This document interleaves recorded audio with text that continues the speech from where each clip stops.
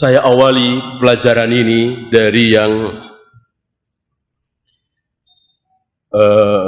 ada di zaman Nabi. Siapa? Raja Najasyi.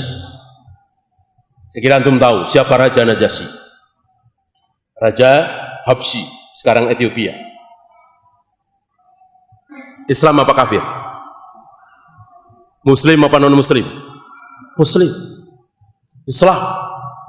Dan Islamnya sah, dinyatakan sah oleh Allah, walaupun tidak pernah bertemu dengan Nabi, sezaman dengan Nabi, tapi tidak pernah bertemu dengan Nabi, boro-boro berbaiat. Ya, ini dalil bagi jamaah baiat. Karena hari ini muncul jamaah baiat. Islam tidak sah kalau tanpa baiat, maka harus baiat. Raja Najasyi tidak berbaiat. Bagaimana baiat? Ketemu saja tidak, walaupun satu zaman. Wafat Raja Najasyi. Allah memberitahukan kepada Nabi lewat Jibril bahwa seorang raja muslim yang soleh meninggal dan belum apa? Belum disolati. Kenapa? Keluarganya semua, pejabat-pejabatnya, rakyatnya semuanya Nasoro. Gimana mau menyolati? Maka Nabi solati dari Madinah secara gaib. Satu-satunya solat gaib yang pernah dilakukan oleh Nabi Sallallahu Alaihi Wasallam. Di luar ini nggak ada riwayat. Zaid bin Harisah, Abdullah bin Ruwaha, Ja'far bin Abi Thalib, ini juga meninggal di tempat yang jauh, Muktah kan? Tapi nggak ada riwayat Nabi menyolati secara gaib. Justru Raja Najasyi, kenapa? Karena Raja Najasyi belum disolati. Kenapa belum disolati? Semua Kristen semua, Nasara semua disolati oleh Nabi Sallallahu Alaihi Wasallam. Ini tersebar di Bukhari, Muslim, Abu Daud, Nasai. Ini pelajaran besar bagi orang yang haus kekuasaan dengan dalih kalau Islam berkuasa, kalau presidennya sunnah, presidennya muslim, presidennya amanah, presidennya baik, maka rakyat akan ikut baik. Lihat, Raja Najasyi muslim, sanggupkah mengislamkan rakyatnya? Tidak sanggup, tidak bisa. Ini contoh besar. Contoh kedua, Heraklius. Agak panjang kisah tentang Heraklius, pertemuan dia dengan Abu Sufyan, dan ini juga dibawakan oleh Imam Bukhari di Bada'il Wahyu. Heraklius itu memuji-muji Nabi, membesarkan nama Nabi. Setiap kali Abu Sufyan berbicara tentang Rasulullah, Heraklius selalu, begitulah seorang Nabi, begitulah seorang Nabi, begitulah seorang, selalu dibenarkan oleh Heraklius. Menunjukkan bahwa Heraklius itu sikoh, yakin Muhammad Sallallahu Alaihi Wasallam betul-betul Nabi. Ya, kan dimulai dari awal. Adakah seorang Nabi sebelum dia? Sebelum dia mengaku Nabi, sebelum Muhammad mengaku Nabi, adakah orang lain yang mengaku Nabi? Dijawab oleh Abu Sufyan, belum pernah. Abu Sufyan masih kafir waktu itu. Belum pernah, belum ada. Langsung dipuji Nabi. Kalau sebelumnya ada, berarti Muhammad cuma ikut-ikutan. Gitu. Heraklius bertanya lagi, pengikut Muhammad yang mengaku Nabi itu kebanyakan orang-orang kaya, bangsawan, apa orang-orang miskin, rendahan, para budak? Dijawab dengan jujur oleh Abu Sufyan, orang-orang rendahan, miskin, para budak. Apa komentar Heraklius? Begitulah para nabi, para rasul. Awal pengikut mereka adalah orang-orang miskin, para budak. Selalu dibenarkan. Pertanyaannya selalu dibenarkan. Kemudian tentang peperangan. Peperangan dia dengan musuh-musuhnya, termasuk engkau, kan Abu Sufyan sedang gencatan senjata kan. Abu Sufyan memimpin kafir Quraisy, Rasulullah memimpin kaum muslimin berperang dalam perang Badar, perang Uhud, perang Ahzab. Ini kan kejadian jauh setelah perang Ahzab, kira-kira tahun 7 atau 8 Hijrah.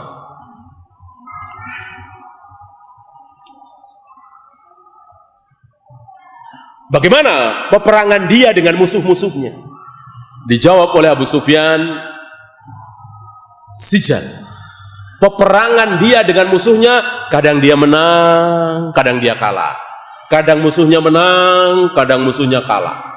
Dikomentari lagi oleh Heraklius, begitulah para nabi, para rasul. Dalam peperangan, kadang menang, kadang kalah. Lihat. Terus selalu dibenarkan. Sampai terakhir Heraklius bersumpah, kalau betul apa yang engkau katakan wahai Abu Sufyan, ini dengan penterjemah ya, Heraklius tidak bisa bahasa Arab. Kalau betul apa yang engkau ucapkan wahai Abu Sufyan, demi Allah kekuasaan dia akan sampai di tempat yang sekarang aku injak ini. Lihat. Heraklius alim, baca Taurat, Injil yang masih asli. Tahu siapa nabi terakhir. Ya. Dan demi Allah kalau dia ada di sini, akan aku cuci kedua telapak kakinya. Lihat. Apa enggak menundukkan sikoh, ingin masuk Islam? Dan betul setelah itu muncul khobar, walaupun dari mulut ke mulut karena ini rahasia. Heraklius mengajak seluruh pejabatnya masuk ke dalam ruang tertutup dan semuanya ditutup, pintu-pintu semuanya ditutup, dikunci. Heraklius mengatakan, kalau kita ingin selamat dunia dan akhirat, mari kita ikuti nabi terakhir ini. Teriak itu para pejabat. Kaget sekaget-kagetnya mendengar pemimpin besarnya mengajak mereka mengikuti orang lain. Berarti Heraklius sudah bukan pemimpin besar lagi. Teriak, mereka lari, nggak tahan mendengar ucapan orang yang menjadi nomor satu di Romawi, superpower dunia hari itu. Kalau sekarang mungkin Amerikanya. Nggak kuat, mereka lari. Heraklius cerdas, sudah dikunci semua pintu. Heraklius putus asa, tidak melihat bagaimana tanda-tanda keislaman mereka, nggak ada yang tertarik dengan Islam. Akhirnya Heraklius membohongi dirinya sendiri. Heraklius mengatakan, aku hanya menguji kesetiaan kalian. Ya, oleh karena itu para ulama berselisih, Heraklius ini beriman atau tidak. Pendapat yang rajih, pendapat yang kuat, belum beriman. Karena beriman Islam harus ditandai dengan asyhadu an la ilaha illallah wa asyhadu anna Muhammadar Rasulullah. Ini tidak keluar dari mulutnya Heraklius. Lihat Heraklius, sehebat, setinggi, sebesar kekuasaan Heraklius, tidak mampu memaksa pejabatnya ngikutin keyakinan dia. Ini semakin terbukti bahwa kekuasaan bukan segalanya. Yang segalanya adalah dakwah. Dakwah, sadarkan umat ini untuk taat kepada Allah, meninggalkan maksiat, salat berjamaah di masjid, menutup aurat. Sadarkan umat ini. Maka sebetulnya kita berharap dari para dai yang tidak lelah dari masjid ke masjid, dari surau ke surau, kepada mereka kita berharap, bukan pemimpin. Pemimpin hanya bisa membuat peraturan, maka salah besar kalau ustadz-ustadz itu pada pindah.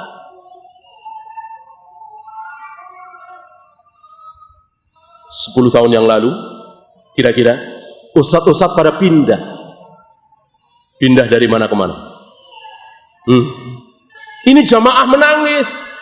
Jamaah kehilangan para ustadz. Ustadznya pada pindah. Pindah dari mana ke mana? Dari masjid-masjid, pindah ke parlemen, kabinet. Umat nangis. Dengan datangnya para ustadz di masjid dapat pencerahan. Ya firru syaitan minal baiti alladzi tuqra'u fihi suratul Baqarah. Saudara-saudara, setan akan lari dari rumah-rumah yang dibacakan surat Al-Baqarah. Dapat ilmu pencerahan. Ini ustadz nggak datang lagi ke masjid, sibuk rapat komisi A, komisi B. Ya, jangan ustadz lah, kasihan jamaah. Sayang ustadz berilmu. Qala Allah wa qala Rasul, dia tahu. Ini ilmunya cuma buat rapat komisi A, komisi B, ngitung duit, budget anggaran. La haula wa la quwata illa billah. Itu orang awam. Biarkan orang awam yang tidak berilmu ngurus masalah kecil. Ilmu para ulama, para kiai, para ustadz ditunggu-tunggu oleh umat. Itu jauh lebih nikmat daripada ke parlemen, daripada ke kabinet. Walillahilham, Allah peringatkan, mudah-mudahan ini bentuk kasih sayang Allah kepada para ustadz itu, kepada kaum muslimin. Allah jewer mereka. Mudah-mudahan taubat mereka tidak di parlemen lagi, tapi di masjid. Tempat ustadz itu di masjid, di majelis ilmu, di pesantren. Membina umat itu jauh lebih berharga, dihormati oleh kaum muslimin. Daripada berharap cobloslah saya. Malu. La tas'alul imarah, larangan Nabi kepada Abu Dzar, jangan engkau minta-minta jabatan, haram. Ya, malu dilihatnya ustaz. Ya. Bersih, jujur, wibawa, amanah, yang nulis dia sendiri. Malu kan? Kalau yang ngomong orang lain mungkinlah, si fulan ini jujur, bersih, amanah. Ini yang ngomong dia juga, yang nulis kan malu. Malu ustadz seperti itu. Ya, biarkan orang-orang awam itu yang memang basicnya ilmu dunia. Sayang sekali, luar biasa ilmu ini. Pahala akhirat menunggu-nunggu. Kenapa hanya ditukar dengan gaji 15 juta, 20 juta, komisi A, komisi B, dan tidak menyelesaikan masalah? Mana? Dengan maksudnya ustadz-ustadz ke parlemen, kabinet, apa yang dia peroleh oleh kaum muslimin? Mana? Jilbab-jilbab merebak, sholat berjamaah banyak di hasil karya mereka. Saya kira antum semua tahu, tidak, bukan hasil karya mereka. Ya, bukan hasil karya mereka. Ya. Terserahkan saja. Ya. Dan kita yakin dengan ayat Allah akan memberikan kekuasaan, akan membuat Islam jaya berkibar ketika apa? Ya, surat An-Nur ayat 55. Masa kita ragu dengan janji Allah? An-Nur ayat 55. Wa'adallahu alladhina amanu minkum ma'amilus shalihat la yastakhlifannahum fil ard. Allah akan memberikan kekhalifahan, kemenangan, kejayaan kepada kaum muslimin kalau kaum muslimin apa? Beriman dan beramal soleh. Lihat. Beriman dan beramal soleh. Cukup dengan iman dan amal soleh. Semua rakyat beriman dan beramal soleh. Tidak ada yang pergi ke dukun-dukun. Tidak ada yang percaya dengan jimat-jimat, keris-keris.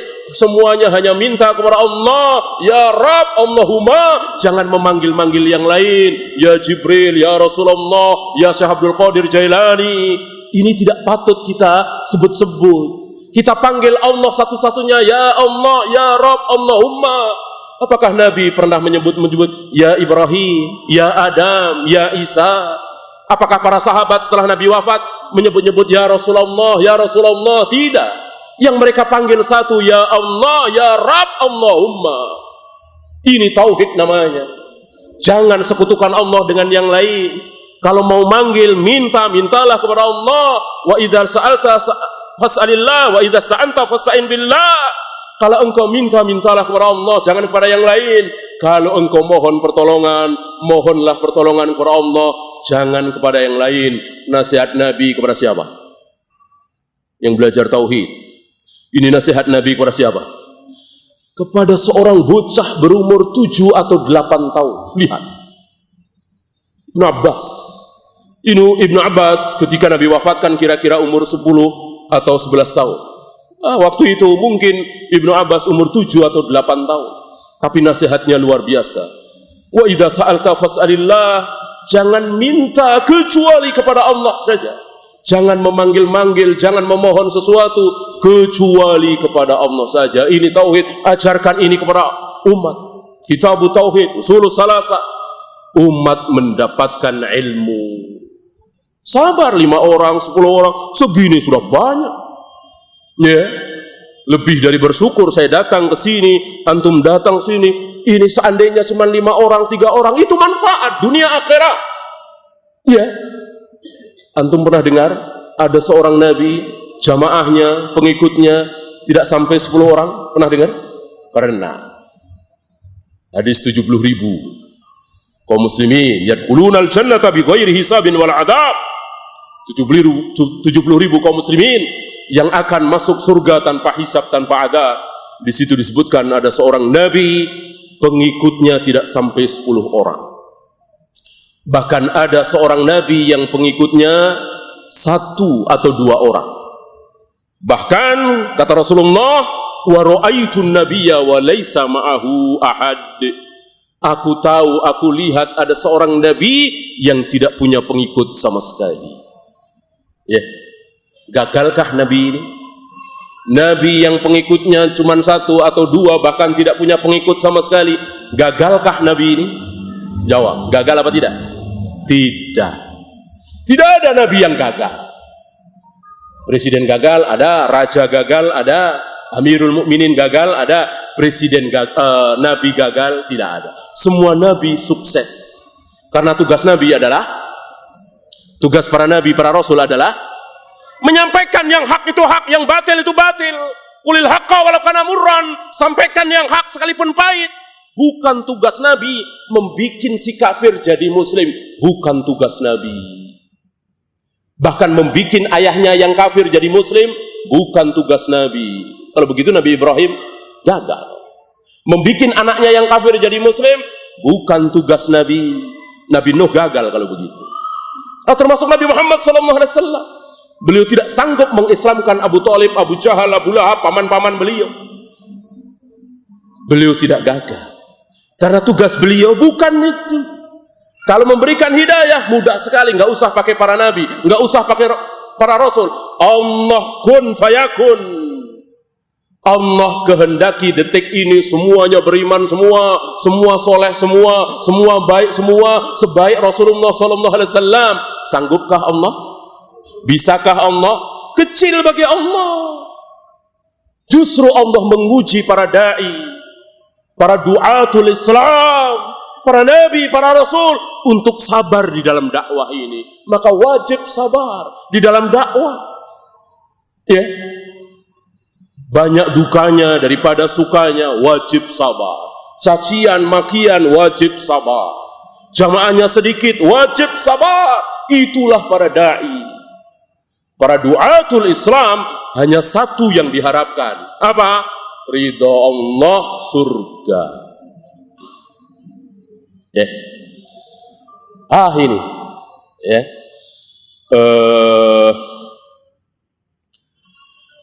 Mohon maaf barangkali saya mungkin tidak sampai jam 11 ya. Karena pesawatnya jam 12, takut tidak keburu.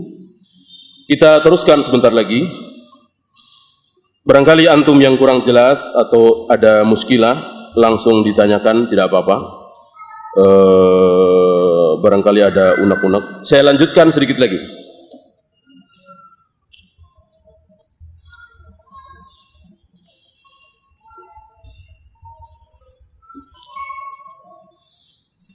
Contoh berikutnya lebih besar lagi. Ya. Ada seorang pemimpin. Ini luar biasa. Kalau masih ada yang nggak sadar dengan contoh ini, masih nguber-nguber kekuasaan dengan dalih agar Islam jaya, agar kaum muslimin menang, agar kaum muslimin baik, maka pemimpin Islam kita pilihkan yang terbaik. Lihat contoh besar ini. Ya. Ada seorang pemimpin. Pemimpin ini baik sekali, soleh sekali, berilmu, takut kepada Allah, lebih mulia dari Imam Syafi'i, bahkan lebih mulia dari Abu Bakar dan Umar, tapi tidak lebih mulia dari Rasulullah SAW. Derajatnya masih di bawah Rasulullah SAW. Beliau memimpin umat. Umat yang dipimpin oleh beliau jadi apa? Jadi bangsa kera dan babi. Mal'un, terkutuk, terlaknat. Padahal yang memimpin seorang yang sangat soleh, jauh lebih soleh dari Imam Syafi'i, bahkan Abu Bakar dan Umar. Tolong sebutkan oleh antum, kalau nggak tahu kebangetan, siapa pemimpin ini? Dan siapa bangsa kera dan babi ini? Sebutkan siapa? Pemimpin ini siapa? Nggak tahu? Nabi Musa alaihi salatu wassalam. kalamullah.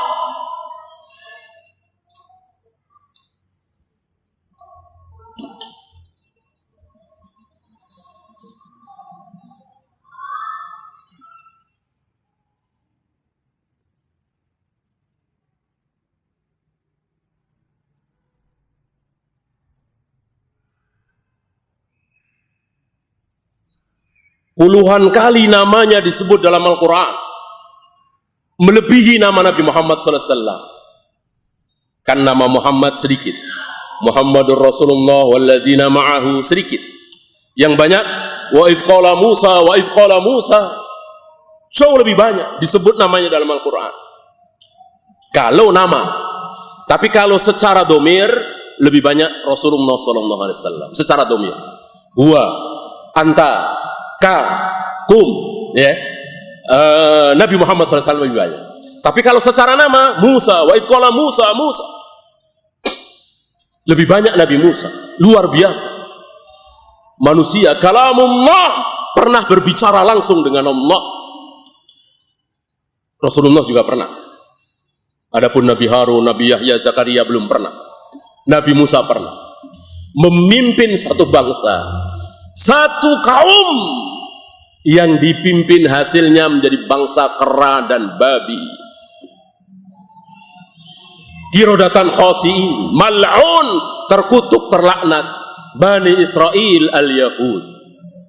Apakah ini tidak cukup menjadi pelajaran bagi orang-orang hizbiyin, harakiyin yang mengejar-ngejar kekuasaan di negeri kita ini dengan dalih memperjuangkan umat Islam, dengan dalih membikin Islam jaya?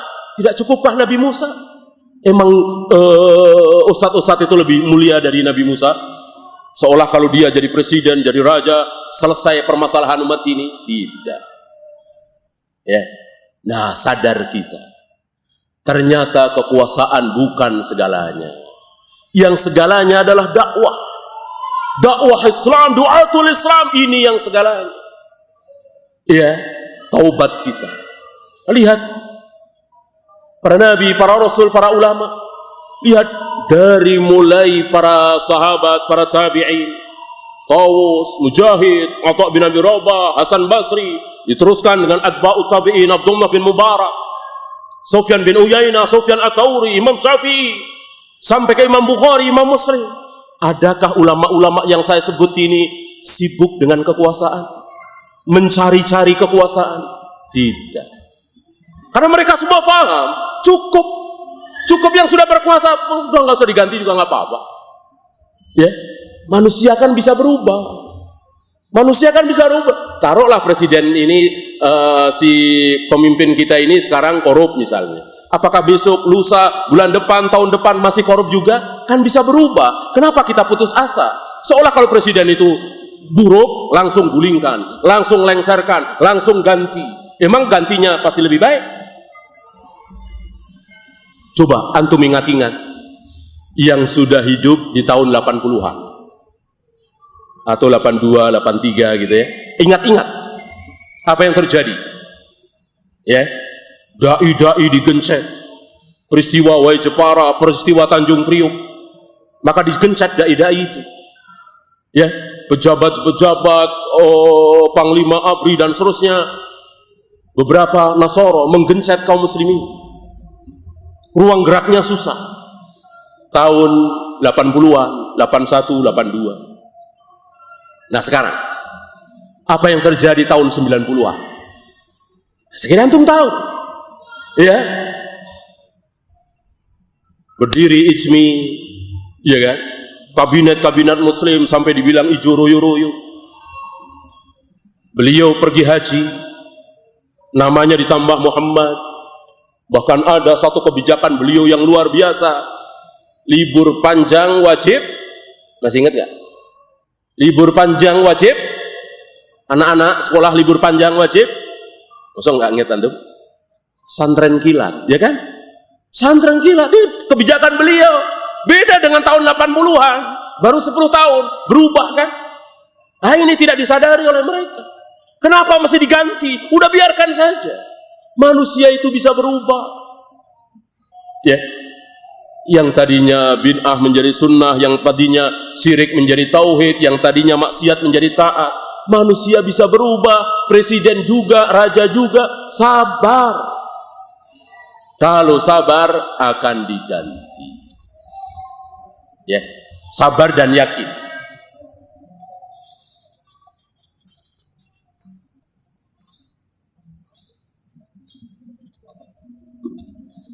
Masih ingat Hajjaj bin Yusuf? Masih ingat Hajjaj bin Yusuf? Ingat saya kira ya. Siapa Hajjaj bin Yusuf? Amir gubernur yang kejam luar biasa. Luar biasa kejamnya. Sahabat masih banyak yang hidup. Anak Anas bin Malik masih hidup. Abdullah bin Zubair masih hidup. Ibunya Asma binti Abu Bakar masih hidup. Banyak sahabat yang masih hidup. Hajjaj bin Yusuf luar biasa. Entah berapa ratus, berapa ribu kaum muslimin dibantai oleh dia.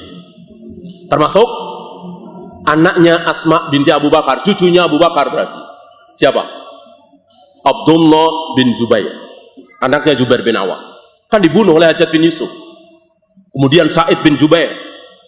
Ulama tabi'in ini juga dibunuh oleh Hajjaj bin Yusuf.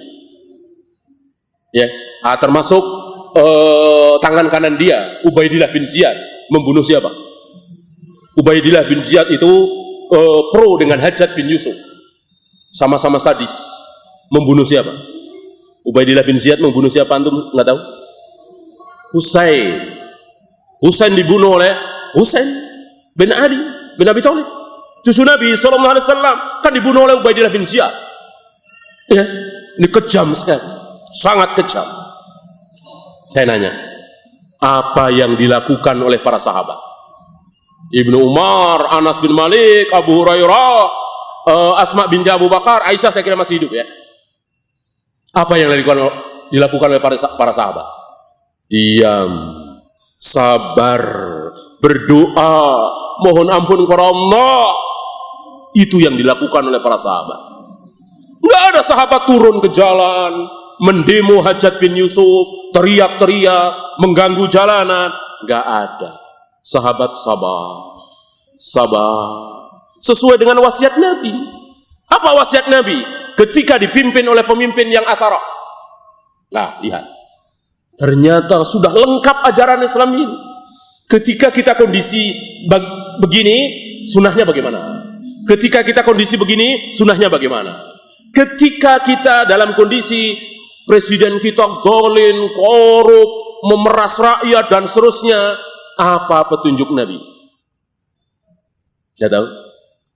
Apa? Ketika kita kaum muslimin dipimpin oleh pemimpin yang asarah, korup, zalim, apa nasihat Nabi? Tu'addunal haqqal ladzi 'alaikum. Tunaikan kewajiban kalian kepada penguasa itu. Tunaikan. Apa kewajiban kita rakyat kepada penguasa? Taat. Jangan caci maki. Jangan demo. Jangan menghujat. Tunaikan. Wa tas'alunallaha alladzi lakum. Sementara yang menjadi hak kalian, kan rakyat punya hak. Iya kan? Penguasa punya hak, rakyat punya hak. Tapi hak ini tidak dikasih oleh penguasa. Zalim. Apa kata Allah lewat lisan Nabi? Tas'alunallaha alladzi lakum. Yang menjadi hak kalian, mintalah kepada Allah. Minta saja kepada Allah. Lihat. Allah menunggu doa kita ketika kita dipimpin oleh pemimpin yang korup, yang zalim, yang fajir. Allah menunggu doa kita. Kita nggak pakai doa ini, padahal Allah sedang menunggu-nunggu. Kita nggak pakai, kan bodoh ini. Malah kita turun ke jalanan, caci maki, menghujat. Padahal doa kita sedang ditunggu-tunggu oleh Allah. Sama seperti sepertiga malam. Banyak dari kita yang tidak memakai. Padahal setiap sepertiga malam, kata Allah, aku turun ke langit dunia.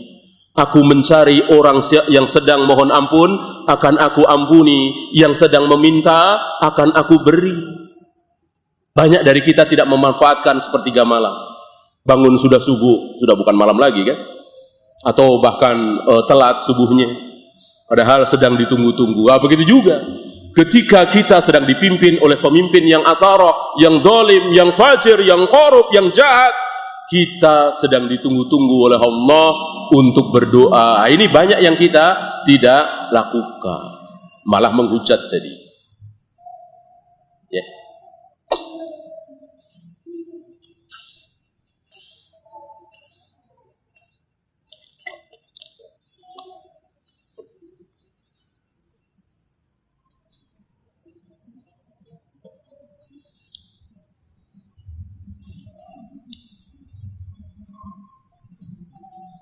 Ya, sebelum saya akhiri, sekali lagi mohon maaf tidak sampai jam 11, takut tidak keburu pesawatnya. Ada beberapa hak penguasa yang tidak boleh kita ambil. Saya hitung di sini ada 7. Mungkin beberapa saja kita bahas. Barang siapa yang mengambil hak ini, dia berdosa. Karena ini adalah hak penguasa. 1. Mengumumkan kapan 1 Ramadan dan kapan 1 Syawal. Ini adalah hak penguasa. Saya malam itu melihat hilal. Saya yakin betul besok 1 Ramadan orang hilal kelihatan. Saya yakin betul. Saya teriak-teriak di jalanan atau di televisi atau di radio, saudara-saudara, saya bersumpah atas nama Allah bahwa saya telah melihat hilal. Berarti besok 1 Ramadan. Bolehkah? Tidak boleh. Haram.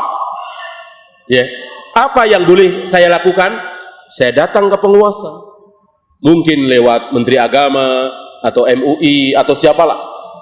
Saya melaporkan bahwa saya telah melihat hilal. Berarti besok 1 Ramadan. Kalau laporan saya diterima, alhamdulillah. Berarti penguasa mengumumkan besok 1 Ramadan atau besok 1 Syawal. Ya. Kalau nggak diterima laporan saya tidak boleh sakit hati. Nggak boleh. Hak penguasa. Tugas saya melaporkan. Selesai. Diterima, alhamdulillah. Nggak diterima, tidak boleh sakit hati. Ya. Mungkin karena saya yakin besok 1 Ramadan, saya sahur, saya puasa. Mungkin saya saja, atau mungkin dengan keluarga. Menjaga fitnah. Jangan Islam ini pecah. Kan memalukan. Sangat memalukan. Satu negeri, bahkan satu kota, Lebaran beda-beda. 1 Ramadan beda-beda. Ini malu. Pendeta, pastor, biksu, Kristen, Buddha, Hindu akan ngeledek kaum muslimin. Katanya agama sempurna. Katanya ya'lu wa la yu'la alaih. Tinggi, tidak ada yang lebih tinggi. Mosok menentukan 1 Syawal saja, 1 Ramadan saja, nggak bisa. Nggak sama. Malu kan? Kenapa? Nggak tahu sunahnya. Coba kalau tahu sunahnya. Seperti yang kita bahas tadi. Seluruh keadaan ini sudah diberi jalan keluar oleh Nabi dalam sunnah Nabi Sallallahu Alaihi Wasallam. Ya.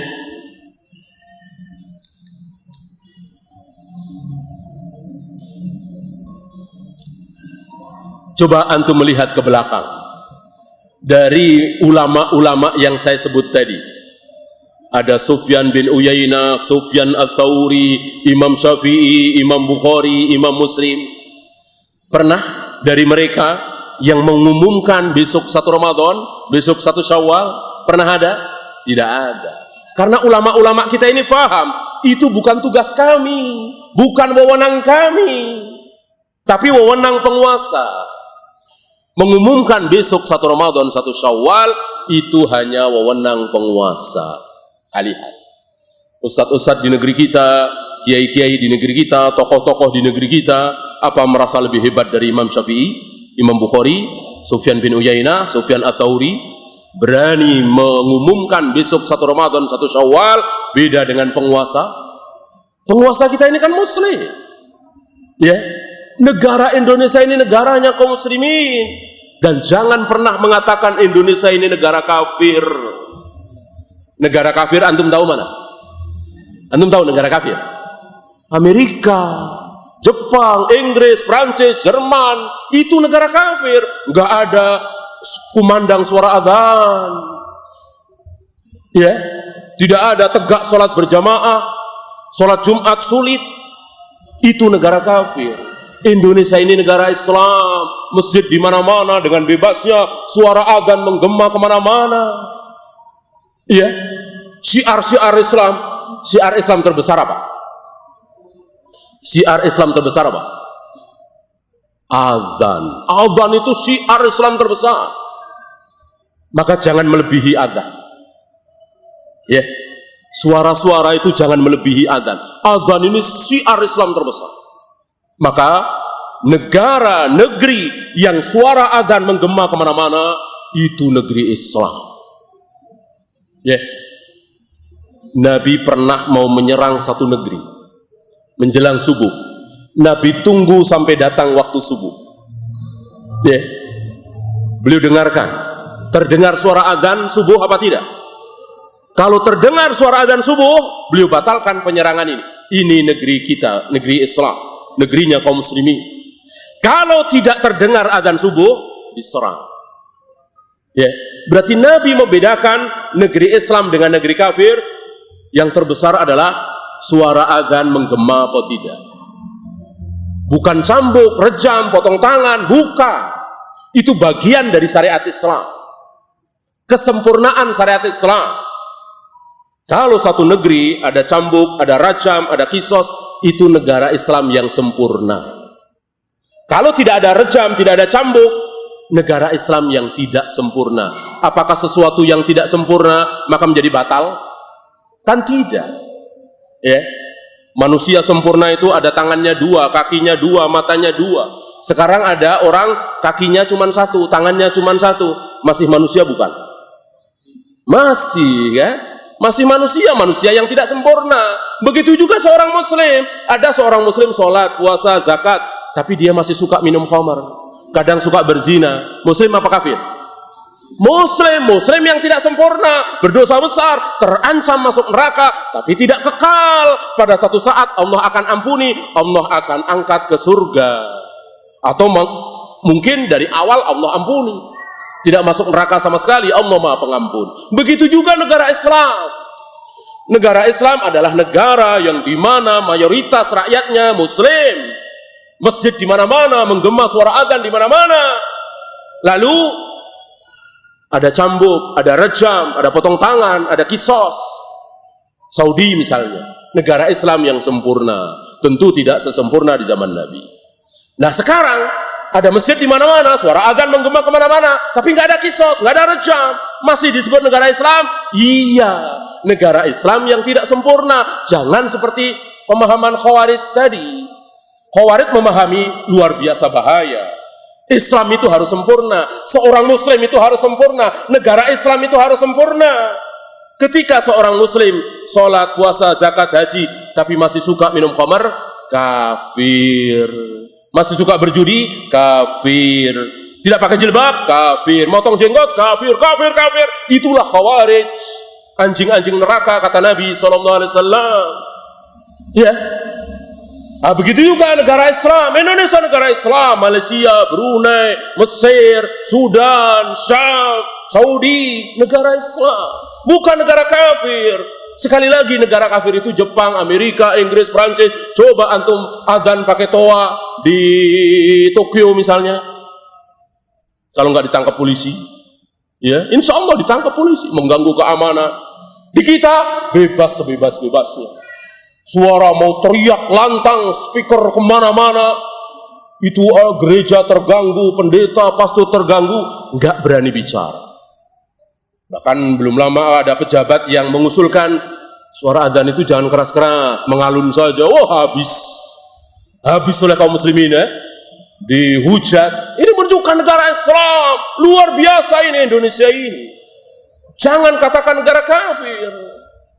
Kalau bilang negara kafir, siapa yang mengatakan Indonesia negara kafir, dia harus apa? Harus hengkang dari Indonesia ini.